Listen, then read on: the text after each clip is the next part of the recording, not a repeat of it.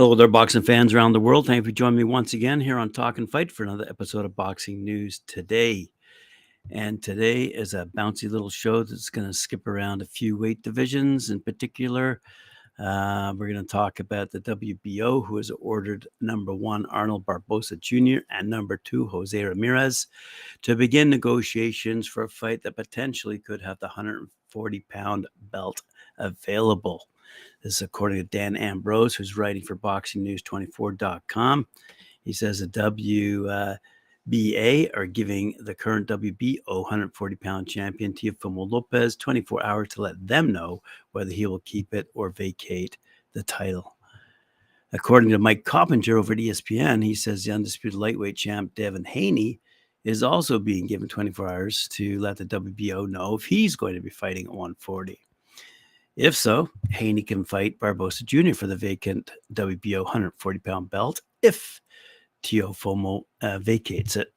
Devin does appear to be moving up in welterweight, however, but he's interested in fighting WBC 140-pound champ Regis Prograis.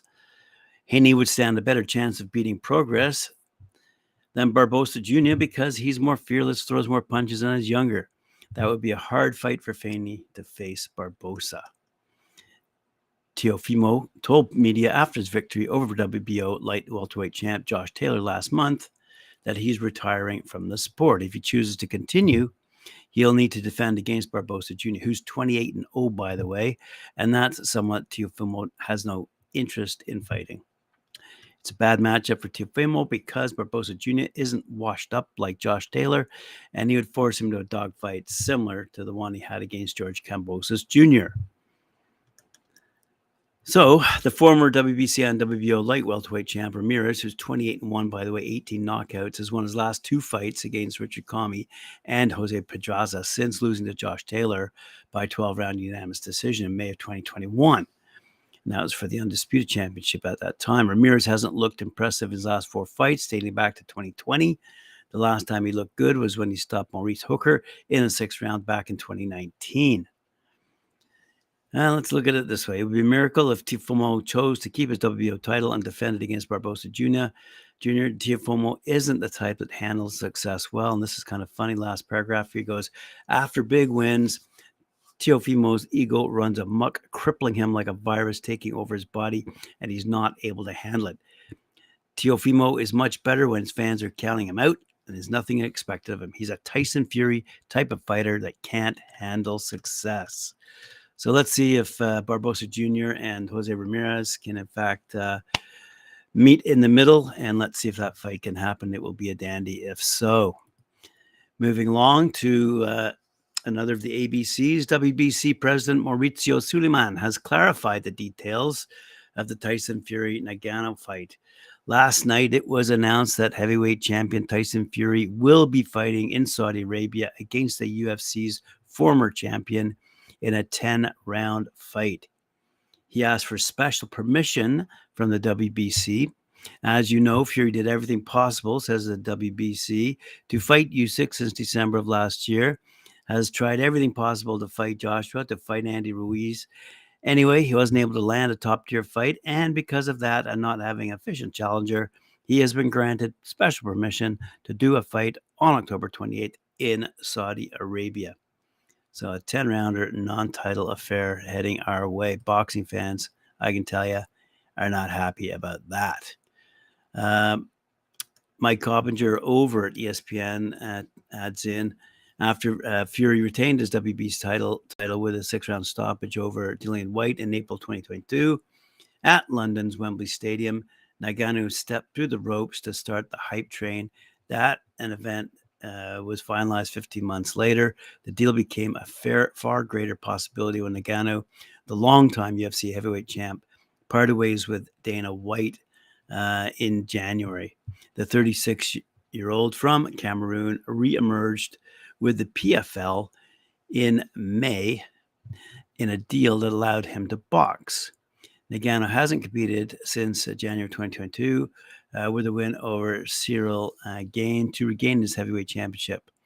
He then underwent surgery 2 months later to repair torn MCL and ACL. So rather than watching Ngannou square off with John Jones in the octagon or have Fury face Usyk, we'll see the best big men in each fighting discipline face off in what figures to be one of the biggest sporting events of 2023, says Mike Coppinger. Now, let's take a look at who Fury could have chosen. And let's take out number 1 and number 2, Wilder and Usyk. But below those two, if you're taking a look at numbers 3 down, you're looking at quite a few decent names that Fury could have fought and retained if he won his WBC belt. So let's have a quick look at those names that are mentioned in World Boxing News.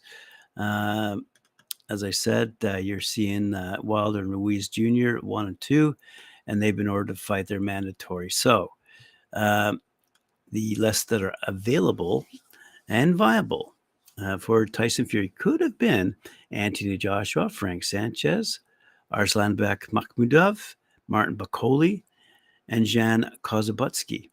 Also in the mix, Jared Anderson, Otto Wallen, Ajit Kabayal, Luis Ortiz, and Efe Ajagba.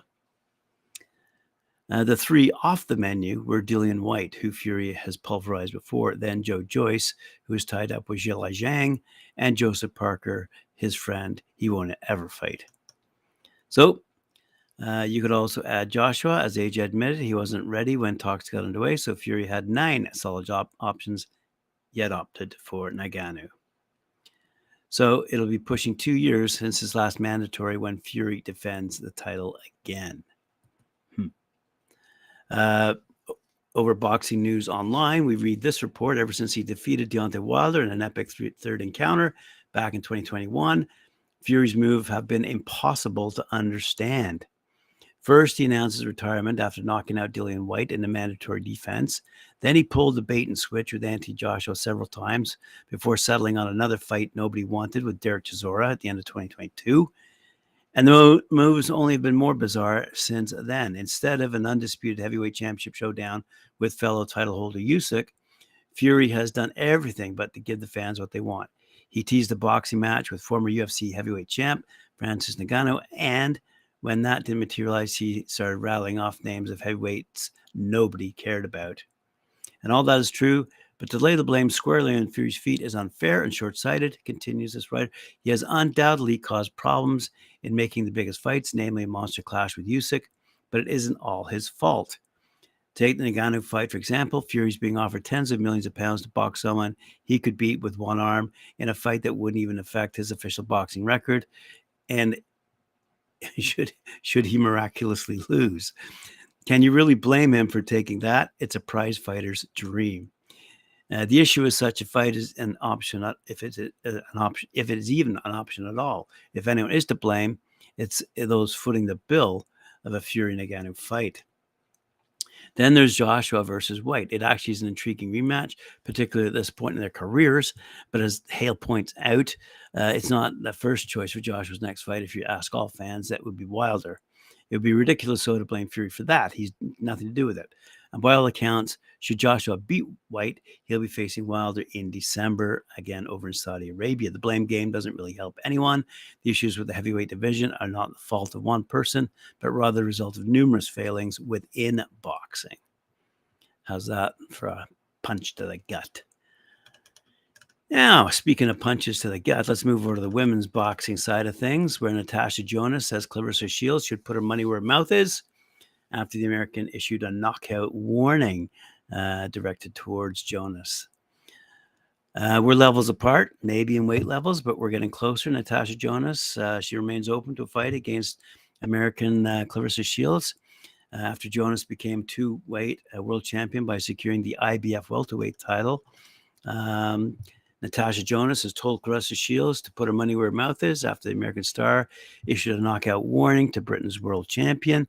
Shields was watching from ringside as Jonas became a two-weight world champion by stopping Candy Wyatt in Manchester about a month ago to claim the IBF welterweight belt.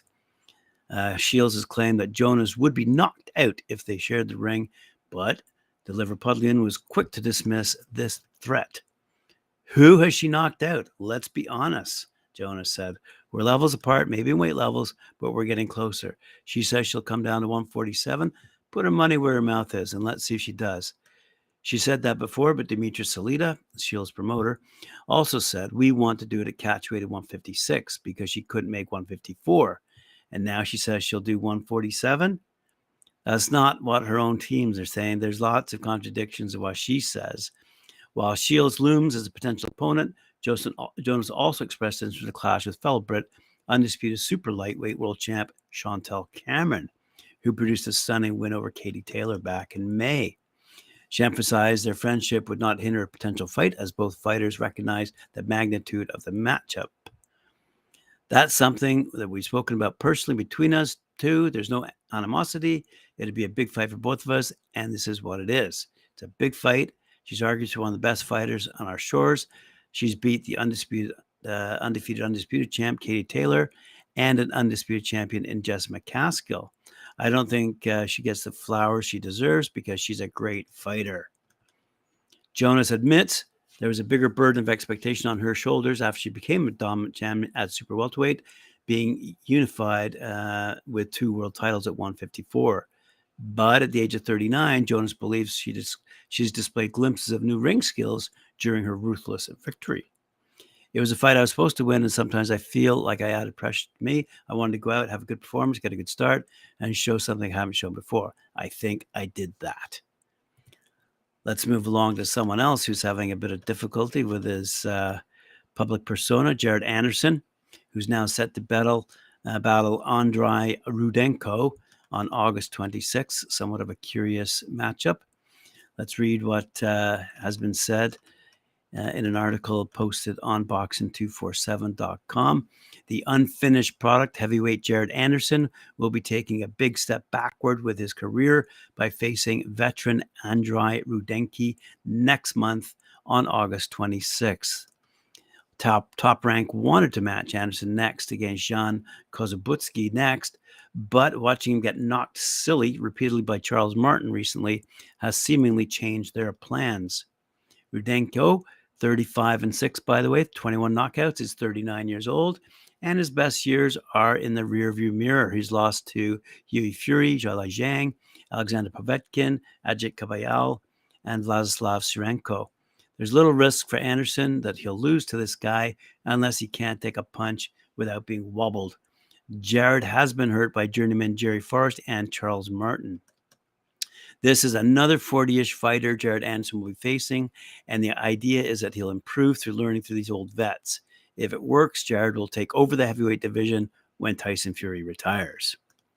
The problem with Top Rank feeding Jared so many tomato cans is he could end up like Edgar Berlanga and not improve at all.